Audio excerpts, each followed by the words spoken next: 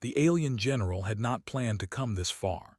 His ship drifted at the edge of a quiet star system, engines cold, lights dimmed to almost nothing. The hull was scarred, blackened by plasma burns and micrometeor strikes. It was the last ship he had left. Everything else was gone: his fleet, his command, his name. Once, his presence alone had ended wars. Entire systems had surrendered when they heard he was coming. Now his own people hunted him like an animal. General Kersh of the Vortha Dominion stood alone on the bridge, his long hands resting on the cracked surface of the command console. His species had 4 eyes, all of them tired now. The galaxy map flickered in front of him, showing red warning symbols everywhere. Patrols. Kill orders, rewards. He had disobeyed a final command. The Dominion High Council had ordered the cleansing of a border species, a slow and harmless people who posed no threat. Kersh had refused. He had argued. He had begged. When that failed, he had turned his fleet away. That single choice had made him a traitor. Now every major power wanted him dead. Not because he was weak, but because he knew too much.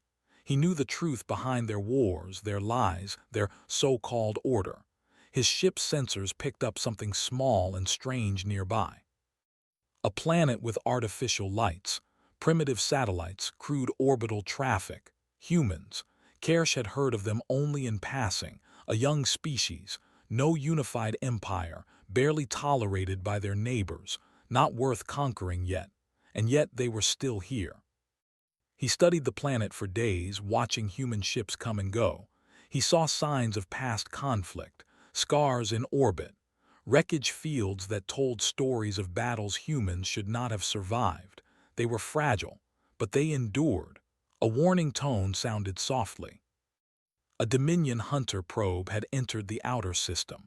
Time was running out. Kersh made a decision that would have horrified his former allies. He powered up his engines and moved toward the human world.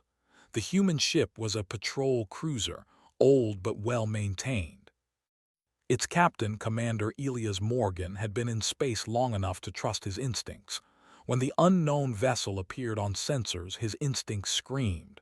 The ship was massive compared to his own. Alien design, damaged but still dangerous.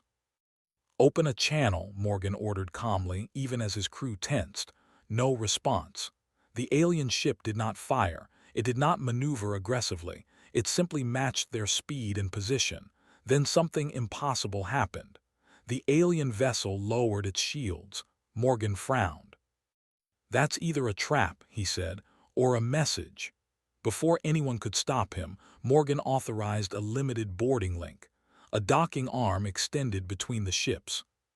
Minutes later, Morgan stood inside his own briefing room, facing the most feared alien general the galaxy had ever known. Kersh did not bring guards. He did not bring weapons.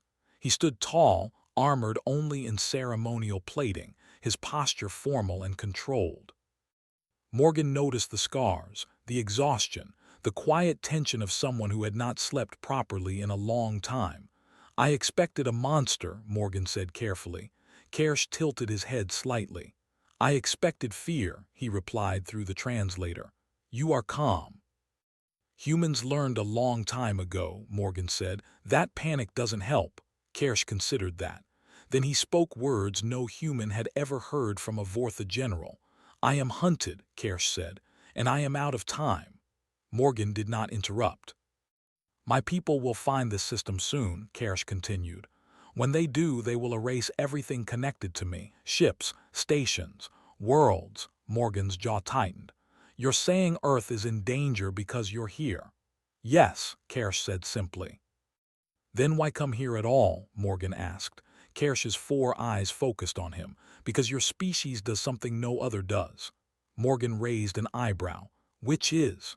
"You survive," Kersh said. "Not because you are strongest, not because you are united, but because you refuse to accept endings." Morgan did not deny it. Kersh stepped forward slowly, placing a small data device on the table between them. "I have knowledge," he said. "Military systems, defensive strategies, truths hidden from the galaxy." Morgan stared at the device, then back at the alien.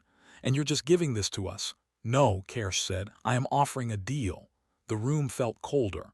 "What kind of deal?" Morgan asked. Kersh straightened, every bit the general he once was. "Shelter," he said. "Protection." "A choice." Morgan folded his arms. "Humans don't usually protect war criminals." "I am not asking for forgiveness," Kersh replied. "I am asking for a decision." He paused, then spoke carefully. "My people believe power comes from fear," Kersh said. "From silence. From erasing those who question." He looked at Morgan. "You believe something different." Morgan said nothing, but Kersh continued. "I want humanity to hear what no species has ever dared to hear," Kersh said. "The truth of the galaxy." Morgan felt the weight of those words.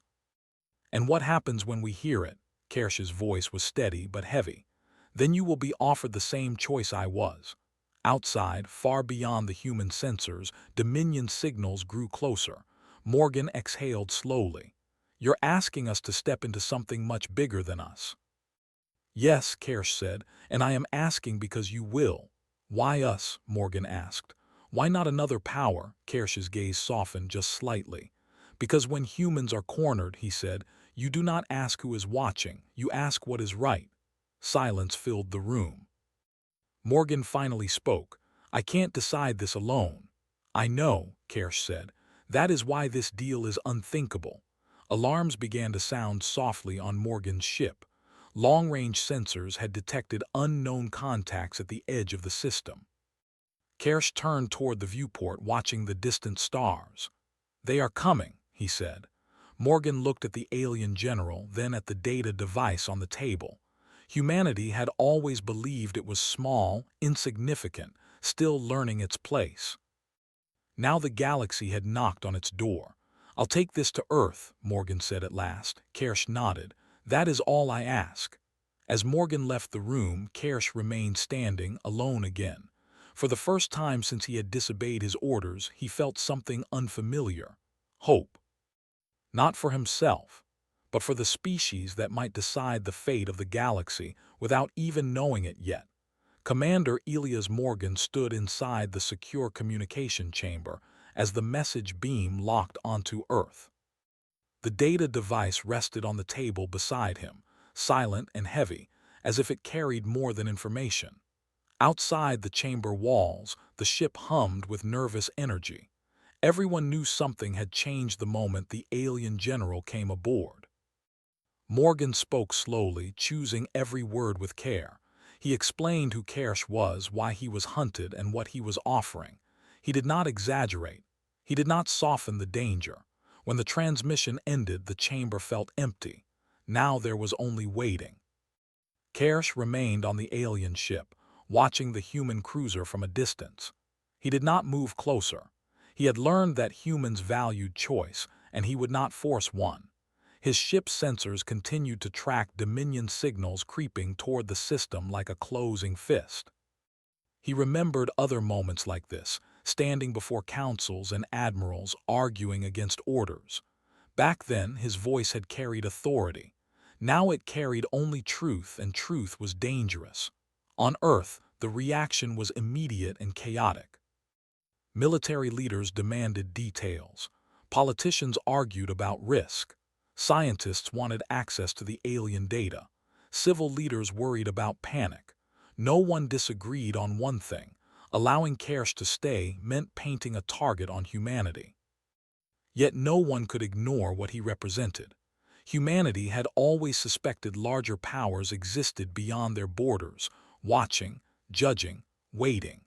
Now one of those powers had arrived not as a conqueror, but as a fugitive. A senior defense official leaned forward during the emergency council meeting. "If we protect him," she said, "we invite retaliation, entire fleets."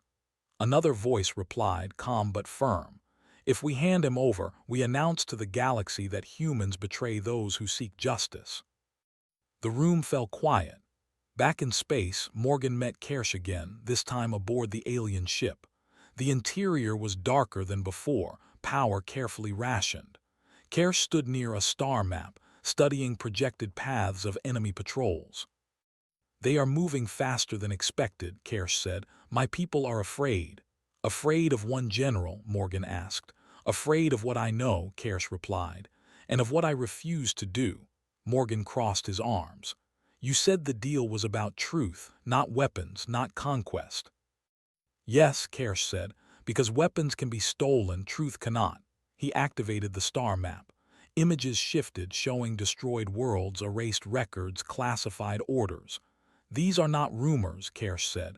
They are records, signed commands, proof. Morgan felt a tightness in his chest. If this gets out, it will destabilize the balance of power, Kersh finished. That is why no one has ever released it. Why didn't you? Morgan asked. Kersh looked at the map for a long time. Because my species taught me obedience before morality. By the time I learned the difference, it was almost too late. A warning tone echoed through the ship. Another Dominion probe had entered the system. Morgan exhaled slowly. Earth is divided, he admitted.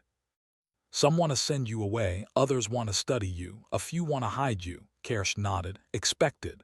There's fear, Morgan continued. Real fear. Humans know we're not ready for a full-scale war. Kersh turned to face him fully. I am not asking you to fight, he said. I am asking you to stand. Morgan met his gaze. Standing is sometimes harder. Yes, Kersh agreed. That is why it matters. Hours passed. The Dominion probes grew bolder, scanning deeper into the system. Kersh's ship remained still, silent, a ghost waiting to be found. Then the message came. Morgan stood before Kersh, his expression serious but steady. Earth has responded. Kersh did not speak. They want to hear the full truth, Morgan said. Not filtered, not summarized. Kersh's eyes widened slightly. You will allow direct access. With conditions, Morgan replied. No manipulation, no threats, just facts. Kersh inclined his head. That is acceptable. The transmission was opened.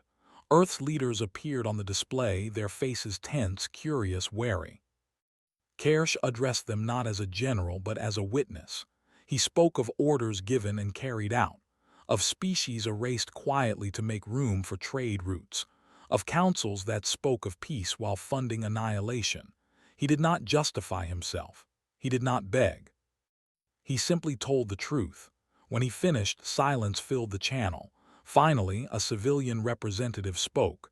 If we accept you, she said, our people may suffer. Kersh answered calmly. If you reject me, others will suffer instead. The cycle will continue. Another voice asked, why should we believe you? Kersh gestured to the data streams now unlocking. Because lies do not require evidence. The debate lasted hours.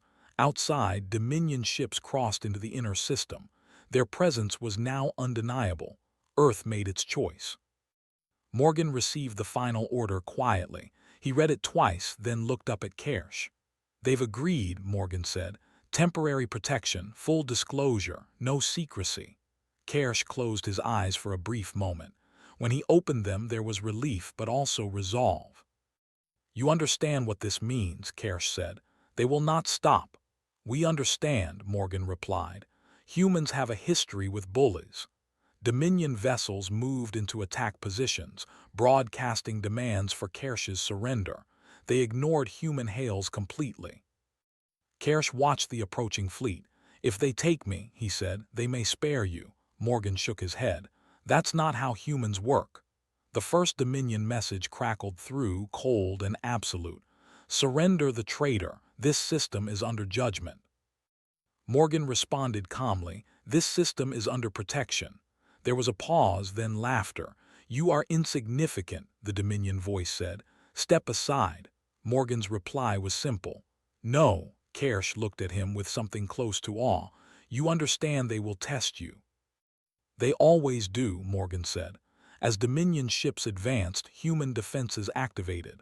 Not powerful, not impressive by galactic standards, but carefully placed. Shields flared. Communication arrays lit up, broadcasting the truth Kersh had given them, not just to allies, but to anyone listening. Kersh realized then that humans had already chosen more than protection. They had chosen exposure. As the first Dominion ship hesitated, uncertain, Kersh felt a shift ripple through the system. Not fear, not aggression, defiance. For the first time since he became a general, Kersh did not feel alone facing the weight of the galaxy. Humanity had not yet won anything. But they had done something far more dangerous. They had refused to look away. The first thing the Dominion commanders noticed was silence. Their ships had entered the inner system expecting panic, scattered defenses, frantic signals. That was how weaker species usually reacted. Instead, human space was calm. Too calm. Communication arrays glowed, not with distress calls, but with steady, controlled broadcasts. Information flowed outward from Earth and its patrol ships, spreading across open channels that any listening civilization could access. Records. Visual proof. Archived orders stamped with Dominion authority. Long-hidden operations revealed in clear, simple language. Kersh watched the data spread from the bridge of his damaged ship. He recognized files that had been sealed under layers of command encryption. Files that had cost lives to protect. Humans were not releasing selected truths, they were releasing everything. "They are exposing the entire structure," Kersh said quietly. Commander Morgan stood nearby, eyes on the tactical display. That was the point. Dominion ships hesitated. Their advance slowed, formations tightening as internal communication spiked. Confusion rippled through their ranks. Their doctrine was built on fear and secrecy. Truth was not something they had trained to fight. A Dominion commander finally responded on an open channel. "Humans," the voice said, sharp and controlled, "you are interfering in matters beyond your understanding." Morgan replied evenly, "We understand enough. You are sheltering a criminal," the Dominion voice continued. "Release him and you will be spared consequences." Morgan glanced at Kersh, then back to the channel. "We don't trade people." Kersh felt something tighten in his chest. In his long career, entire worlds had been traded without hesitation. Hearing a species refuse so simply unsettled him more than any weapon ever had. The Dominion commander changed tactics. "Other species are listening," the voice warned. "You are damaging stability." Morgan answered, "Stability built on lies doesn't last." Across the galaxy, other species were indeed listening. On distant stations and border worlds, leaders paused their routines to watch the human broadcast. Traders, refugees, minor governments, and hidden resistance groups absorbed the evidence. For many, it confirmed fears they had never been able to prove. A small coalition species, long oppressed by trade sanctions, sent a message to Earth. It was brief and cautious but clear. "We hear you." Another followed, then another. Human communication networks lit up with incoming signals. Not alliances, not pledges of war, but something more valuable: support. Kersh watched the list grow. "They are responding faster than expected," he said. "People don't like being lied to," Morgan replied. The Dominion fleet resumed its advance, slower now, more deliberate. They fired no weapons. Instead, they launched counter-broadcasts, denials layered with authority and threats. Humans responded by doing nothing dramatic. They simply kept talking. Human diplomats, scientists, and analysts joined the open channels, explaining the data piece by piece in plain language. They avoided insults. They avoided exaggeration. They treated the galaxy like an audience capable of understanding. This confused the Dominion commanders more than resistance ever had.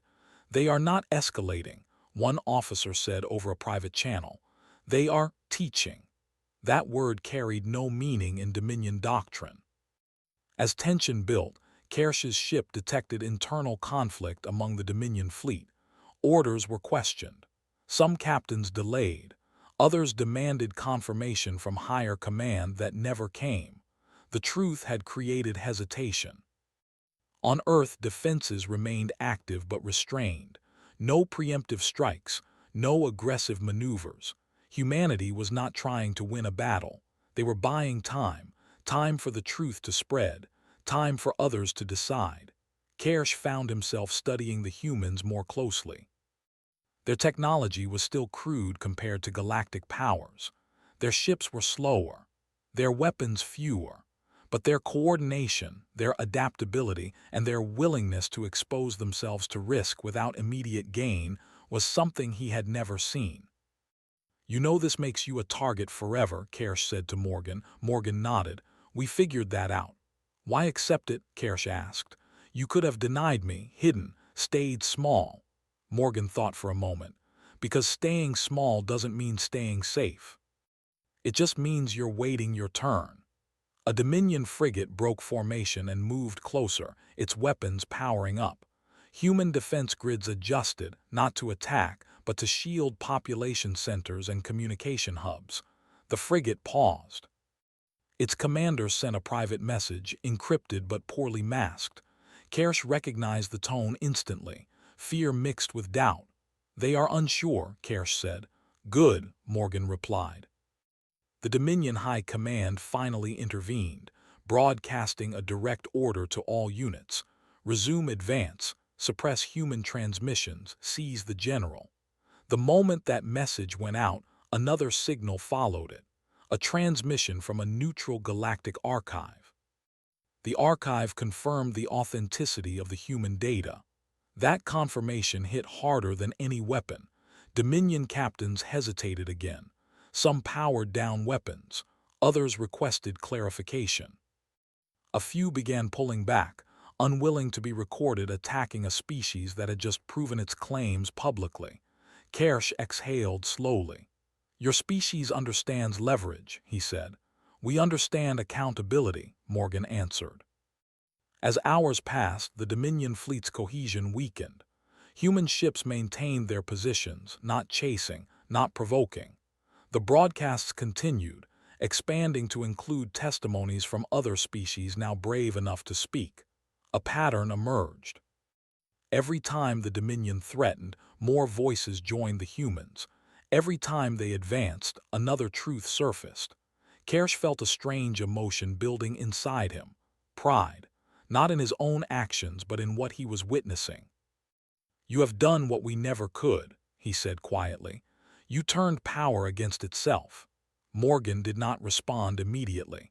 He was watching a new message arrive from a previously silent system. A powerful trading alliance, one that had long benefited from Dominion protection, issued a statement. It did not condemn the Dominion outright, but it called for investigation. That was enough. The Dominion fleet began to withdraw slowly, unevenly, not defeated but disrupted. Their threat remained, but their certainty was gone. Kersh watched the retreat with mixed feelings. "They will not forgive this," he said. "We're not asking them to," Morgan replied. As the last Dominion ship crossed the system boundary, human crews finally allowed themselves to breathe. No cheers, no celebration, just quiet relief and renewed focus. The galaxy had shifted, but the danger was far from over. Kersh turned away from the viewport. "They will come for me again," he said. "And for you." Morgan met his gaze. "Then we'll be ready." Kersh studied the human commander, then the human ships holding their positions despite exhaustion and uncertainty. He understood now why he had come here. Not because humans were strong, but because they were willing to be seen. As signals from across the galaxy continued to arrive, Kersh realized that humanity had crossed a line that could not be uncrossed. They had answered the galaxy not with fear, not with force, but with honesty. And that terrified empires far more than any fleet ever could. The days after the Dominion fleet withdrew were tense and quiet. Human ships remained on alert. Defense grids stayed active. Communication channels stayed open, carrying voices from across the galaxy. Some messages were thankful, some were afraid. Some were cautious questions sent by species that had never spoken freely before. Earth had become something new, not a military power, not a ruler. A signal. Kersh spent most of his time alone, watching the flow of information from the small observation deck aboard the human station. For the first time in years, no one was trying to kill him at that exact moment. The silence felt strange. Commander Morgan joined him, carrying a tablet filled with updates. "You've started something," Morgan said. Kersh did not look away from the stars. "Humanity started it," he replied. "I only opened a door." Reports continued to arrive. Several Dominion client species had suspended cooperation. Trade routes slowed. Internal protests appeared on worlds that had never known public disagreement. The Dominion was still powerful, but it was no longer unquestioned. That made it dangerous. Kersh knew this better than anyone. "They will respond," Kersh said. "Not with fleets. Not yet. They will respond with symbols." Morgan frowned. "What kind of symbols?" "Punishment," Kersh answered. "They will demand my surrender publicly. They will frame it as justice." As if summoned by his words, a Dominion transmission arrived moments later. It was broadcast across all major channels, carefully worded and perfectly timed. The Dominion High Council formally demanded the transfer of General Kersh, declaring him responsible for destabilizing galactic peace. They promised that if humanity complied, Earth would be spared sanctions and isolation. If not, humanity would be marked. Earth's response was not immediate. Human leaders gathered again, this time with a different mood. Fear was still present, but it was no longer alone. There was resolve now, awareness. Kersh was brought before the council via secure link. For the first time, he stood as himself, not a bargaining chip, not a secret. "I will not allow your species to suffer for me," Kersh said. "If my surrender prevents retaliation, then it is the correct choice." The room was silent. A civilian representative spoke carefully. "You believe they would stop?" Kersh hesitated. "No," he admitted, "but they would regain control of the narrative." Another voice asked, "And if we refuse?" Kersh met their gaze. "Then you confirm what you have already shown the galaxy, that you do not bend to fear." The decision took hours. In the end, it was not unanimous, but it was clear. Earth would not surrender Kersh. Instead, humanity did something no empire had ever done. They announced a public hearing. The galaxy watched as humans declared that Kersh would be judged not by his species but by his actions. Evidence would be examined openly. Witnesses would be heard. Records would be shared. Justice, not execution. The Dominion reacted instantly. Sanctions were announced. Trade threats issued. Several fleets repositioned near human space, not attacking but reminding everyone of their presence. Humanity did not respond with threats. They continued the hearing. Kersh testified openly. He admitted to past campaigns. He accepted responsibility where it was due. He explained where he had refused orders and why. He did not ask for mercy. Other species began to speak as well. Some confirmed his accounts. Others described how Dominion policies had shaped their suffering. A few even defended the Dominion, fearful of change. Humans listened to all of it. That frightened the Dominion more than any accusation. As the hearing continued, cracks appeared within Dominion-controlled space. Governors delayed enforcement orders. Patrol captains ignored commands to harass human shipping. The idea of choice had entered places where obedience once ruled. Then came the moment Kersh had expected. A Dominion strike group crossed into human space without warning, moving fast toward the hearing relay station. Not firing, just close enough to threaten, human defenses activated immediately. Morgan stood on the bridge watching the approaching ships. "They're testing us," he said. "They are demanding fear," Kersh replied. Earth's response was calm and clear. The hearing continued uninterrupted. No emergency declarations. No evacuation orders, no dramatic speeches, just voices speaking truth while enemy ships hovered in view. The galaxy watched. The Dominion strike group did not advance further. They waited. Days passed. Pressure mounted. Supplies tightened. Human crews grew tired. Kersh felt the weight of it all pressing down. Then the verdict was delivered. Humanity found Kersh guilty of carrying out unjust wars under prior command. They also found him innocent of the final act he had refused to commit. The sentence was not death. It was accountability. Kersh would remain under human protection, stripped of military authority, serving as a permanent witness and advisor. His knowledge would be used to prevent future atrocities, not enable them. The verdict shocked everyone, including Kersh. "You spare me," he said quietly to Morgan afterward, "after everything." "We don't spare," Morgan replied.